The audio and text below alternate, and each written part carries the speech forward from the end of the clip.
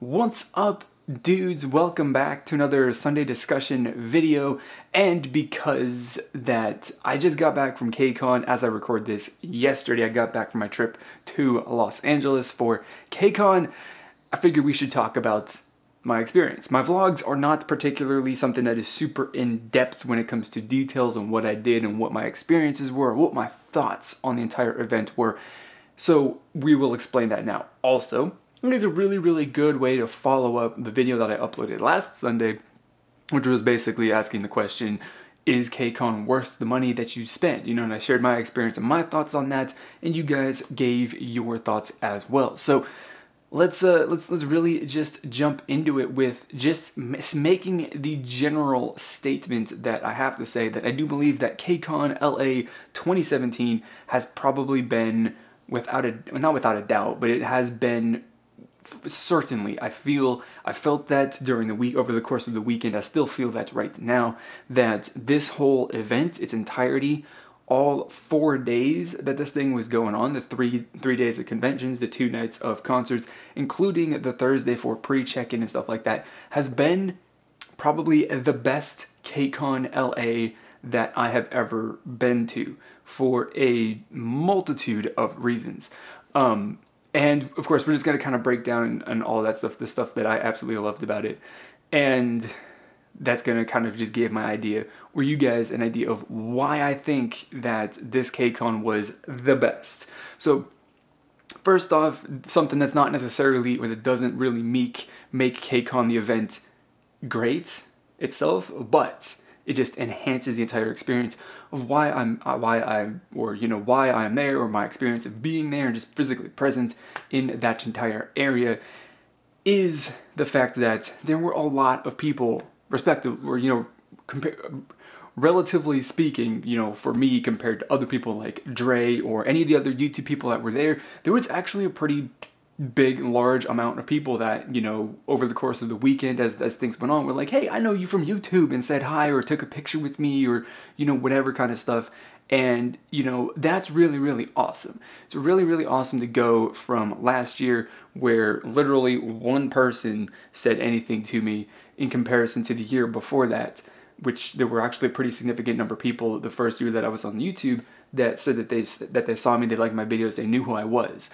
And so this year, having people, walk up to me, say, I like your videos, say hi, keep doing your, do whatever it is that they said, take a picture, show a little bit of support and appreciation for what I do.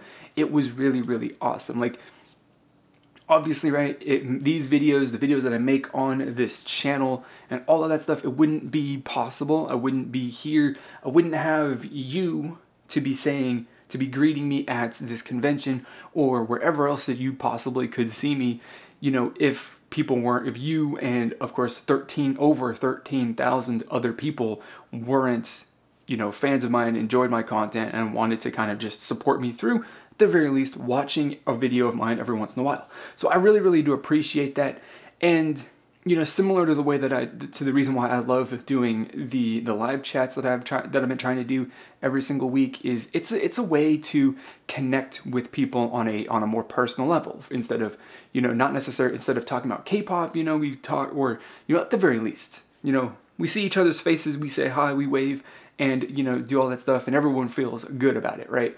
And I absolutely love it. I love the fact that there are people out there who enjoy my stuff enough that they're going to come up to me during the convention or hit me up on Twitter or do whatever and say like, hey man, I like what you do, keep it up. And all I have to say to those people that said hello to me is that I do appreciate all of the support with that, and I do appreciate you coming up and saying hi. If I wasn't like, as outgoing and all of the, stuff like that, like I am currently, or like I am normally on camera, that's just who I am.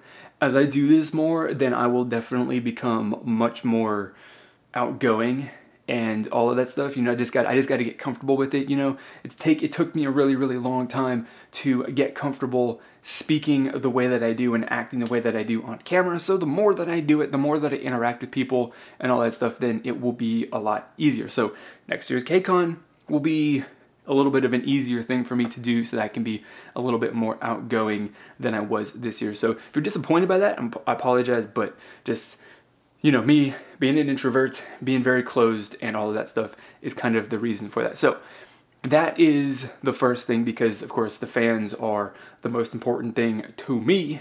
I do appreciate each and every single one of you more than you could possibly imagine. So let's move on to what about this entire thing was awesome.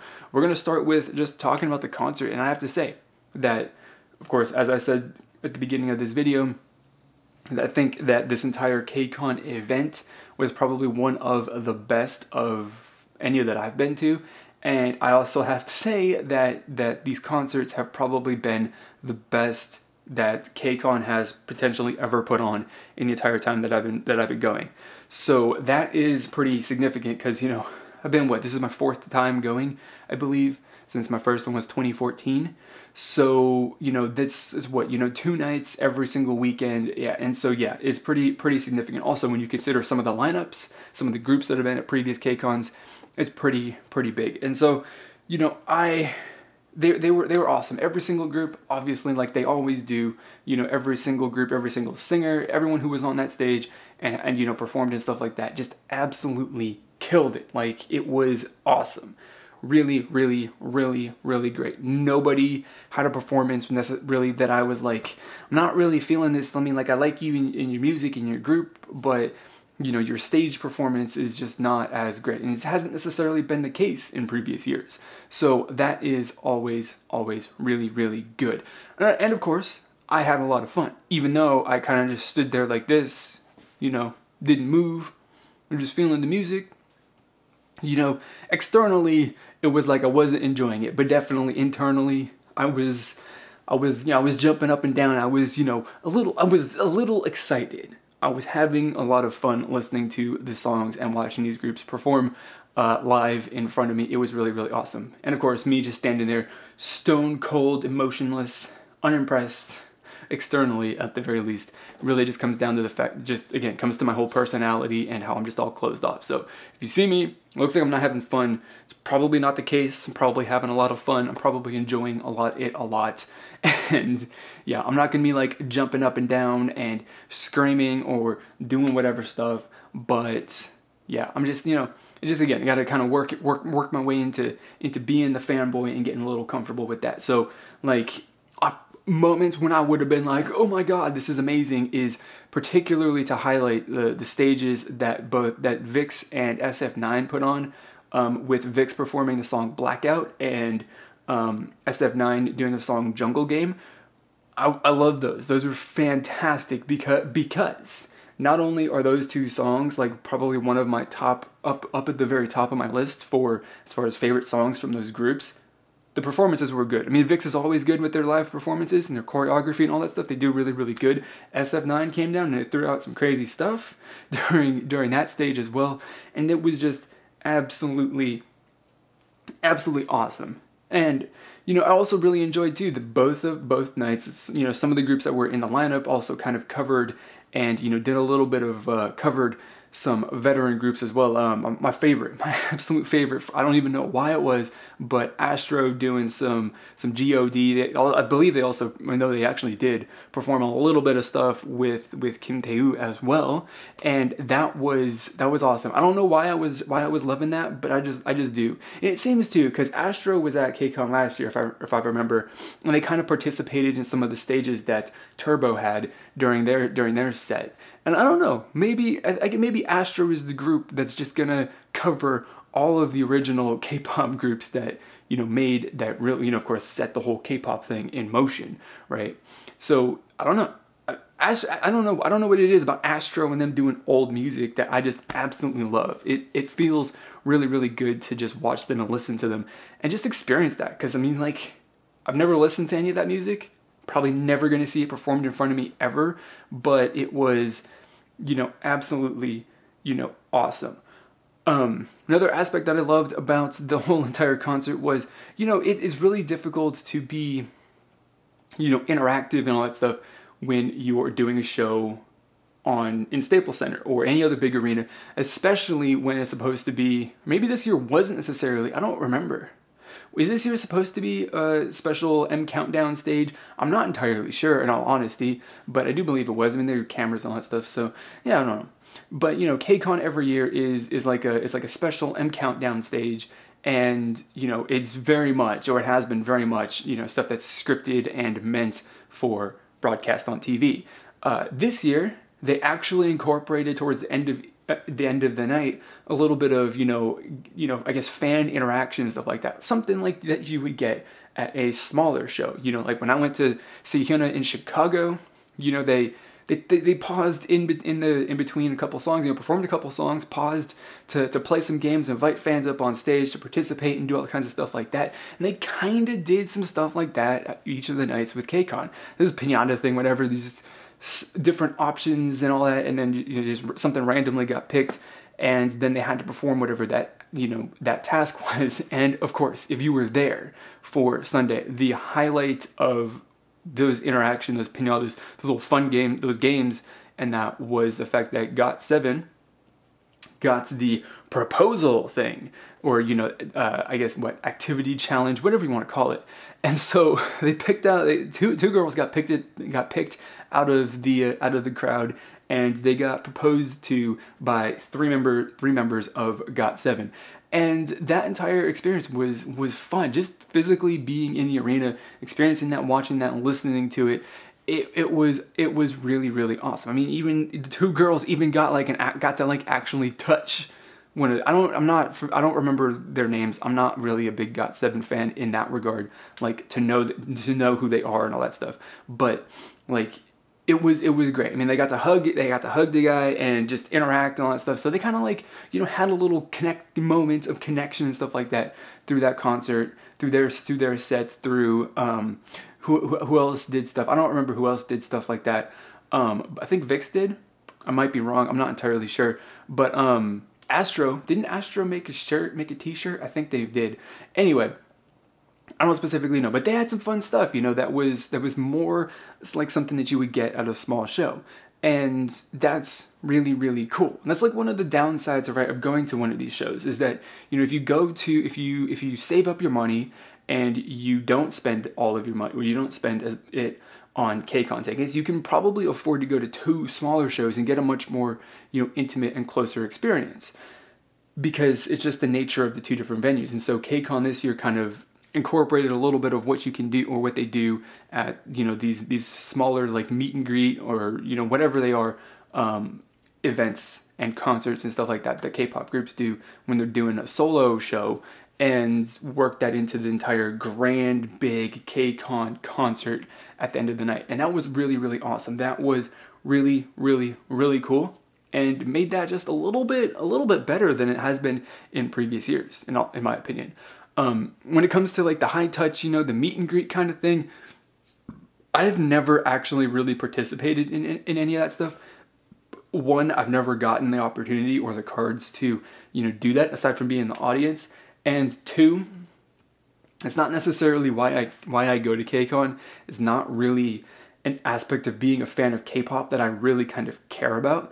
But from the people that I do kind of know, or from what I've heard around, is that the high touch and all that stuff this year was less hurried and a little bit more interactive than it was in the past. So, people actually, like, they weren't just like going like, go, go, go, go, go. You gotta like you were only in previous years only allowed to do like high five and then you were done. And so this year they kind of made sure, or kind of not necessarily made sure, but they didn't necessarily hurry you, and so you got the opportunity to like, not hang out and have a nice full long conversation or a chat, but at least you got to say hi, exchange some words if you wanted to. And it was just, you got the actual opportunity to do more than just touch the idol's hands, right? Which is awesome, right? People value like an actual interaction a lot more than, physical contact. I would assume. I don't know. Maybe you would like to rather be physically touched on your hand by, by somebody else versus talking to them. But I think just in general, people would rather, talk, make some eye contact, exchange some words, and, do stuff like that. It's a little bit more meaningful, And so it's great that the whole organization of the event kind of allowed for that in a much more than they have in the past. So that was really, really awesome. When it comes to just the convention itself, like the stuff on the convention floor, it's the same as it's been since the first year that I went, pretty much.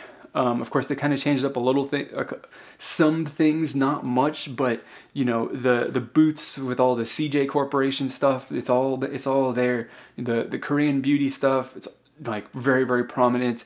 The marketplace where you can buy K-pop and other stuff, it's all there.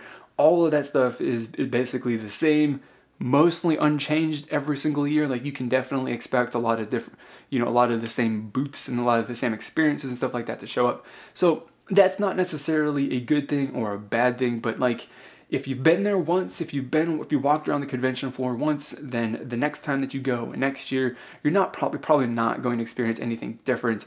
Although, it does change up. It has changed up a little bit. Like, of course, with the Pyeongchang, with the Winter Olympics coming up next year, there was a booth there with some of their mascots that you could take pictures with, which were honestly kind of cute, in all honesty. So, if that's your thing, then you could have participated in that and learned a little bit about the Olympics, whatever other stuff. I don't remember exactly what that was associated with, but, that's a thing.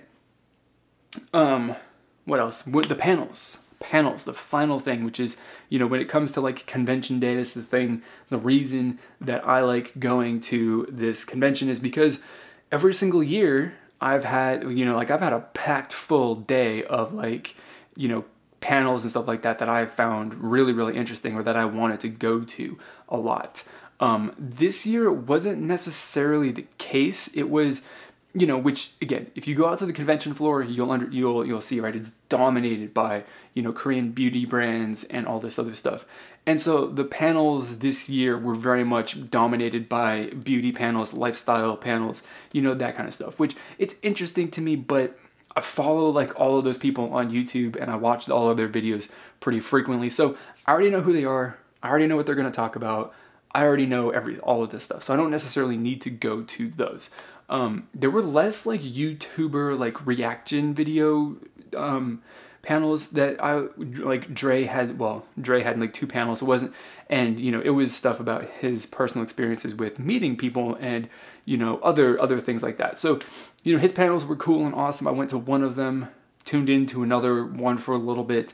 So it was just a different sort of lineup of panels that I personally didn't find as many as like interesting that like I had to go to them like I had in previous years. But the one panel that I did go to, which actually has given me something really, really valuable out of it, is I went to the I think it was probably like literally the first panel on Friday, which was I think working with K-pop idols or something with Hey It's Faye, a girl from Soompi, a girl from Vicky, and they were talking about the show that they made called Up Tension Please, and they were talking about that and all those other experiences, blah blah blah. And at one point they said or mentioned that if there was anyone who is interested and I kind of had a little bit of passion and all that, and X, Y, and Z kind of stuff and they wanted to kind of potentially get involved with doing that work, then come up and talk to them and they can and then we could kind of have a discussion about that. And so I was like, I make YouTube videos. I'm not like popular like FaZe. I don't have like 300, 400, 500, however many hundreds of thousands of subscribers that she has. But like, I've uploaded 1,300 videos on K-pop. So I think I have a little bit of that passion, a little bit of that interest. And considering that I was talking to the person from Vicky, they have quite a few Diet TV creators up on their website, which I myself am a Diet TV creator. So I was like, I'm going to go and, let them know that I exist, that I, am willing to potentially get involved in any way that they think that I could fit in with, producing one of their series or something like that, whether that's, me being like on camera like I am currently or behind camera doing anything else, you know, I definitely have the skills and the abilities, and I have an approximate knowledge of a lot of things when it comes to producing video content. I mean, of course, I'm not professional or anything like that, but I do have the experience. So put my name out there, got a business card, you know, I talked, the girl from Vicky, the marketing, whoever that I talked to, she was, I mean, we had a conversation, she seemed like pretty positive and receptive to the fact that, you know, I could potentially be a little bit valuable to them, and so sent her an email like she'd asked, and still waiting back for a reply from that, but, you know, there is the possibility that something with Vicky could be on the table for some time in the however long future it happens, whether that's facilitated by just our interaction between like myself and people at Vicky, or if my network Diet TV actually kind of comes in and helps make something like that happen, then something cool could happen in that way. Do I know what that is? No, we have yet to talk about that, but hopefully within a short amount of time, you know, I get some sort of, you know, feedback, or I hear back, and we can chat and, you know, see, work out whenever other details are out there to see what else can be done. As far as, so that's basically it about the convention itself, which is fantastic. That's a lot. I know that I've talked for a very, very long time, and so we're just going to close this off by, you know, by talking about people that I've met, and I didn't necessarily meet very many people that I like actually was like, hey, we should go hang out or anything like that. But it was, I think it was Friday. I was walking through the convention floor, and a guy was like, hey, you know, your videos. Hi, my name's Clinton. Nice to meet you, and all, you know, he's like, I like your videos, you know, all this sort of stuff, like just like a normal kind of fan. And then later in the day, he's like, can I take a picture with you? He came up to me and he was like, cool, glad I found you, can I take a picture with you? And I was like, yeah, cool, awesome, let's take a picture. And so we took a picture. He followed me on Instagram, and that was when I saw his username on Instagram, I was like, wait a minute, I know you.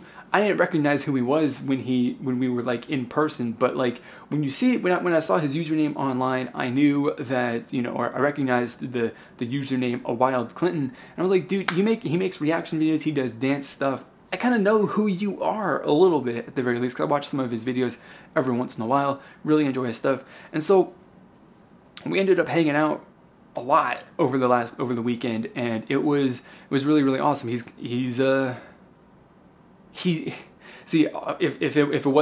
wasn't someone that kind of like clicked with me, or I found enjoyable to be around, I wouldn't have been around him. I wouldn't have been with him as much as I was over the entire weekend. So obviously the two of us are, well, not like friends, I don't know. Maybe friends, maybe not, I don't know, you know, but like we definitely over the 3 days, Friday, Saturday, and Sunday, you know, spent a pretty decent amount of time, you know, together talking about K-pop and stuff like that, and it was just awesome. Like, I've never actually been with a physical person that I could talk about K-pop like I do in my videos, and this guy, Clinton, was definitely one of the people that I met that I could talk about K-pop music, anything like that, in those sorts of terms, which was awesome, right? Never really had that kind of you know, opportunity in person like that. So that's about it, right? 20 however long minutes, 25 minutes of me just talking about my general or relatively detailed experience with KCON and what I thought about it. So if you were at KCON this year in LA, let me know down in the comments. Tell me what you guys, you know, thought of it, what you guys experienced, what were some cool things about it, what were some things you didn't like about it, and, you know, we can do all the discussion stuff down in the comment box below. So do that. If you want to like kind of keep up to date with me, of course, a little bit closer than that, well, outside of YouTube, get some other content that won't necessarily get posted up on YouTube, and of course get to know me a little bit more on a personal level. I do have social media that you can follow me on: Twitter, Facebook, Instagram, whatever. You can just search for me at ROK Music Review on any of those platforms, or I've got links in the description box below that you can click on, so you can give me a follow there. Stay up to date with everything that's going on a little bit closer than you can with the subscription on YouTube. So that's going to be it for this video. You know, as always with these weekly videos, I'm going to be back with another one on Sunday. Hopefully it's going to be interesting to you guys, and excuse me, and you know, look forward to that. So it's going to be it for this discussion. And like I said, I will see you guys for the next discussion on Sunday. So as always, I want to thank you for watching, and I will see you all next time.